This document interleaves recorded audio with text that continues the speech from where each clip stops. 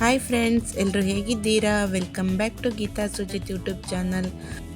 Friends, ಇವತ್ತು ನಾನು breakfast ಮತ್ತು ಸ್ನ್ಯಾಕ್ಸ್ ರೆಸಿಪಿ ಆದಂಥ ಬ್ರೆಡ್ ಫ್ರೆಂಚ್ ರೋಸ್ಟ್ ರೆಸಿಪಿ ನಾನು ನಿಮಗೆ ತೋರಿಸ್ಕೊಡ್ತಾ ಇದ್ದೀನಿ.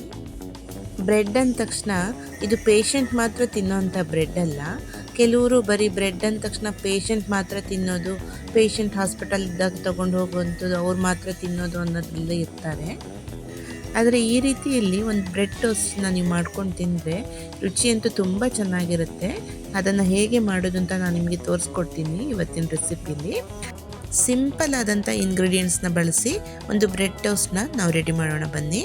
ಅದಕ್ಕೆ ನಾನಿಲ್ಲಿ ಬಟರ್ನ ತೊಗೊಂಡಿದ್ದೀನಿ, ಹಾಗೆ ಇಲ್ಲಿ 3 ಎಗ್ಗನ್ನು ತೊಗೊಂಡಿದ್ದೀನಿ, ಮತ್ತು ಹಾಲನ್ನು ಕೂಡ ತೊಗೊಂಡಿದ್ದೀನಿ, ಹಾಗೆ ಇಲ್ಲಿ ಸ್ಲೈಸ್ ಬ್ರೆಡನ್ನು ಕೂಡ ತೊಗೊಂಡಿದ್ದೀನಿ, ಹಾಗೆ ಸಿನೆಮನ್ ಪೌಡರ್ ಕೂಡ ತೊಗೊಂಡಿದ್ದೀನಿ. ನಂತರ ಇಲ್ಲಿ ಸ್ವಲ್ಪ ಶುಗರ್ ಕೂಡ ತೊಗೊಳ್ತಾ ಇದ್ದೀನಿ. ಹಾಗೆ ನಾನಿಲ್ಲಿ ಒಂದು ಬೌಲಿಗೆ ಇದನ್ನು 3 ಎಗ್ಗನ್ನು ಕೂಡ ಒಡೆದು ಹಾಕ್ಕೊಳ್ತಾ ಇದ್ದೀನಿ. ನಾನಿಲ್ಲಿ 4 ಸ್ಲೈಸ್ ಬ್ರೆಡನ್ನು ಯೂಸ್ ಮಾಡ್ತಾ ಇದ್ದೀನಿ, ಹಾಗಾಗಿ 3 ಎಗ್ಗನ್ನು ಒಡೆದು ಹಾಕ್ಕೊಳ್ತಾ ಇದ್ದೀನಿ.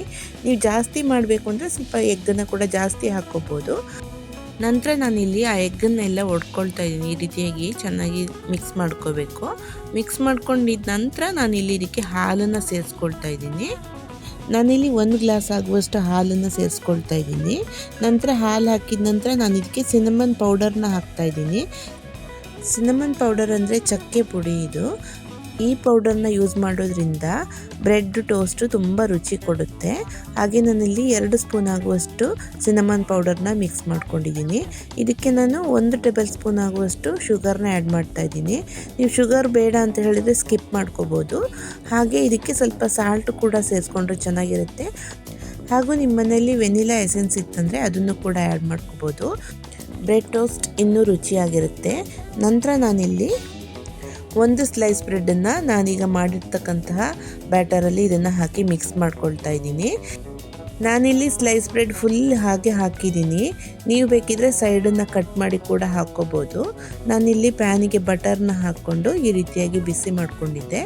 ನಂತರದಲ್ಲಿ ನಾನು ಮೊದಲೇ ಬ್ಯಾಟರಿಗೆ ಹಾಕಿರ್ತಕ್ಕಂಥ ಬ್ರೆಡನ್ನು ಇದಕ್ಕೆ ಸೇರಿಸ್ಕೊಳ್ತಾ ಇದ್ದೀನಿ. ನೋಡಿ ಎಷ್ಟು ಚೆನ್ನಾಗಿ ಬಂದಿದೆ ಅಂತ.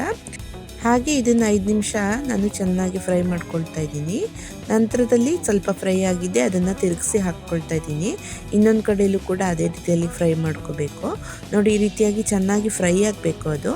ನೋಡಿ ಈ ರೀತಿಯಾಗಿ ಫ್ರೈ ಆಗಿದ ನಂತರ ನಾನು ಒಂದು ಸಣ್ಣ ಉರಿಯಲ್ಲಿ ಫ್ರೈ ಮಾಡ್ಕೊಳ್ಳಿ, ಅದು ಒಳಗಡೆ ಎಲ್ಲ ಚೆನ್ನಾಗಿ ಬೇಯುತ್ತೆ.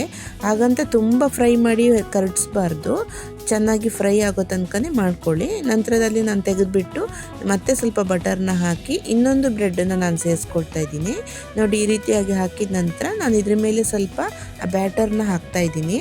ಅದು ಕೂಡ ಸ್ವಲ್ಪ ಎಗ್ ಆಗಿರೋದ್ರಿಂದ ಚೆನ್ನಾಗಿ ಅಂಟ್ಕೊಳ್ಳುತ್ತೆ. ಹಾಗೆ ನಾನು ಇದನ್ನು ತಿರುಗಿಸಿ ಹಾಕ್ತಾ ಇದ್ದೀನಿ. ಚೆನ್ನಾಗಿ ಬೆಂದಿತ್ತು ಒಂದು ಕಡೆಯಲ್ಲಿ.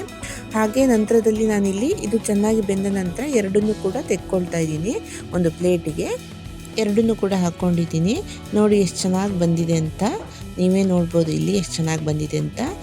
ನೋಡಿದ್ರಲ್ಲ ಎಷ್ಟು ಬೇಗನೆ ಒಂದು ಬ್ರೇಕ್ಫಾಸ್ಟ್ ರೆಸಿಪಿ ರೆಡಿಯಾಗಿದೆ.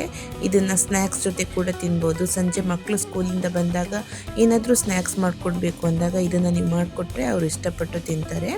ಹಾಗೆ ಈ ವಿಡಿಯೋ ನಿಮಗೆ ಇಷ್ಟ ಆಗಿದ್ದರೆ ಫ್ರೆಂಡ್ಸ್, ನನ್ನ ಚಾನಲ್ನ ಸಬ್ಸ್ಕ್ರೈಬ್ ಮಾಡ್ಕೊಳ್ಳಿ. ಹಾಗೆ ಪಕ್ಕದಲ್ಲಿರ್ತಕ್ಕಂಥ ಬೆಲ್ ಬಟನ್ನು ಕೂಡ ಕ್ಲಿಕ್ ಮಾಡಿ, ನಿಮಗೆ ನೋಟಿಫಿಕೇಷನ್ ಮೊದಲೇ ಬರುತ್ತೆ.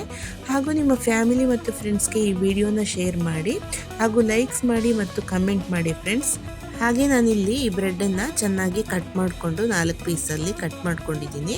ಈ ರೀತಿಯಾಗಿ ಕಟ್ ಮಾಡ್ಕೊಂಡ ನಂತರ ಇದ್ರ ಮೇಲೆ ನೀವು ಹನಿನೂ ಕೂಡ ಸೇರಿಸ್ಕೊಂಡು ತಿನ್ಬೋದು, ತುಂಬ ರುಚಿಯಾಗಿರುತ್ತೆ. ನಾನಿಲ್ಲಿ ಇದ್ರ ಮೇಲೆ ಸ್ವಲ್ಪ ಸಿನಮನ್ ಪೌಡರ್ ಮತ್ತು ಹನಿನ ಕೂಡ ಸೇರಿಸ್ಕೊಂಡಿದ್ದೀನಿ. ನೋಡಿ ಈ ರೀತಿಯಾಗಿ ಹನಿ ಸೇರಿಸ್ಕೊಂಡು ನಾನು ಇದನ್ನು ತಿಂತಾ ಇದ್ದೀನಿ. ತುಂಬ ಟೇಸ್ಟ್ ಇತ್ತು. ನೀವು ಒಂದ್ಸಲ ಟ್ರೈ ಮಾಡಿ ಫ್ರೆಂಡ್ಸ್. Thank you.